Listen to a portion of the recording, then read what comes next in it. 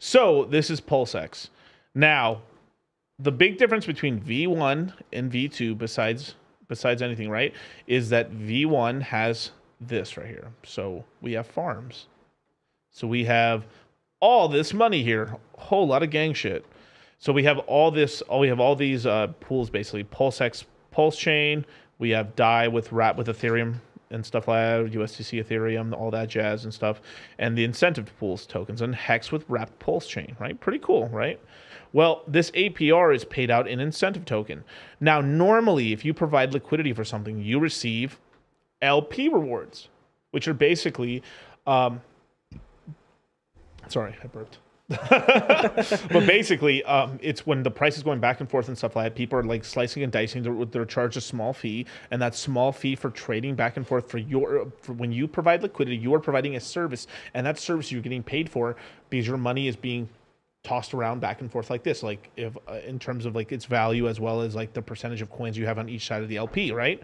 Well, because of that, there usually is a small fee of like 0.025, something like a 0.25% fee per transaction, and that fee, depending on your pool, on your percentage of the pool, is then divvied out to you in the form of more LP token, basically, right? Well, what V1 does is so fucking cool is that, no, you don't get that. That gets used for the buy and burn. So basically the entire fee, that entire fee that gets charged to you by swapping, because even Uniswap has a fee. I mean, everything has a fee. Well, actually, even they have a fee. There's actually an additional fee they haven't turned on yet, but like they could turn on in the future and stuff, which I think they will. But this fee is usually paid to LP providers, right? Well, on V1, all of it's being used for the buy and burn. So what they use is basically they take all that money and then they use that to buy a PulseX, basically, which is pretty cool, right? So there's that.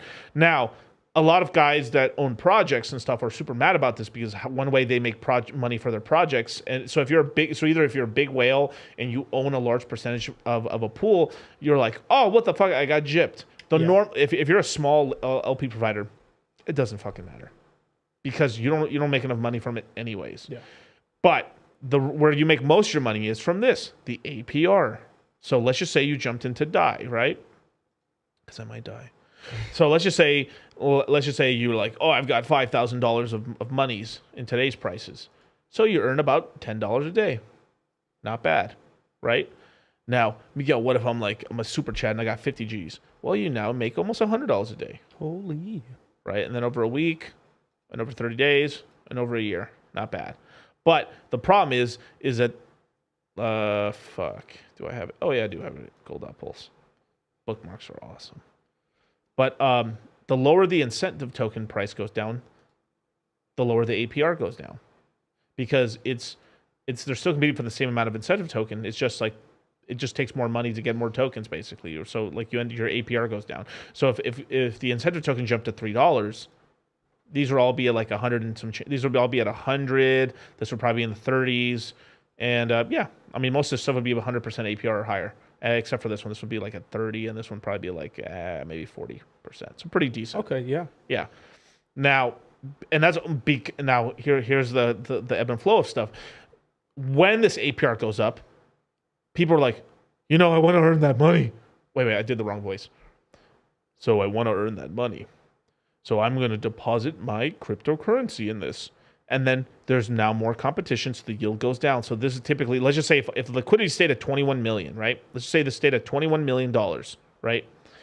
And then the prices of the underlying tokens don't go up, but incentive token goes up to $3. This will triple. Tight.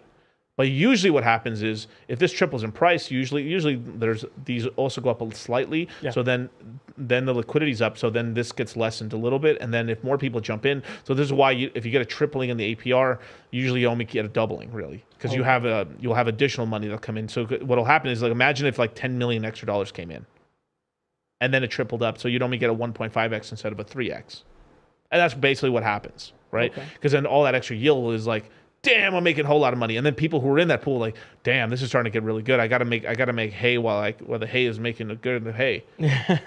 So then people toss in more money. Well, I guess I'll toss an extra 40. So it's imagine you're as an example, right? Like I have $40,000 in here, right? Let's put 400,000. Let's say I was 400,000, right? Okay, wait, no, let me make my more realistic number. Let's say I was doing $4,000, right? And then it tripled up on me. It's if I was earning, like, I don't know, like 12. Oh, where's the fucking one? Oh, as if I was earning this much. So it starts. Oh wait, let me put it in the daily. Yeah. So, but that's a really low yield. But you see how low the yield is on that pool. Like you have to actually. That's why this pool, like people who sacrifice really large amounts and stuff, like it is kind of worth it for them sometimes. If it's for their long term holds, because like, I don't give a fuck. I'm just gonna leave it in here. Yeah, which a lot of people do. And probably the best time to put into this pool would probably be when PULSEX is really bad. And what does that mean, Miguel? What do you mean by real bad? Well, right now, if you're a hoochie daddy, one pulse chain equals 3.4, or let's just call it 3.5, right? Let's stop splitting hairs. Let's round. Monica. But if we look at the thing right now, like one pulse chain equals 3.5 PULSEX. Cool, right? Well, if this ever got to 4, that'd be a way for you to protect your pulse chain inside, because you know it would probably come back down to this 3 range. So if you one decent time to actually throw LPs outside, unless you completely believe like PULSEX is going to die. Shout out Book. Shout out to the guys. Shout out Dylan. Shout out to the homies. Fuck Westcott gang. And Westcott's like, motherfuckers. No, shout out. I love Westcott. Westcott's a good dude, bro. Shout out Wells, homie. Shout out to all the dudes. But that's one way to protect yourself, because if you know a range, you're like, okay, let me provide liquidity when the range is bad. Yeah. In that favor, then basically I jump in, and then what happens is when it goes back to normal, you can then pull your LP back. It's sort of like you're kind of yield farming your ratio trade. Okay. A little bit. Now that may be getting a little tech. That's more advanced intermediate versus like I'll just sell Pulse when it's 4, and then I sell my PULSEX when it's 3.4, and then like I have more pulse. Sounds like the move. It's like I have a pulse. But yeah, that's kind of like some of the stuff there. So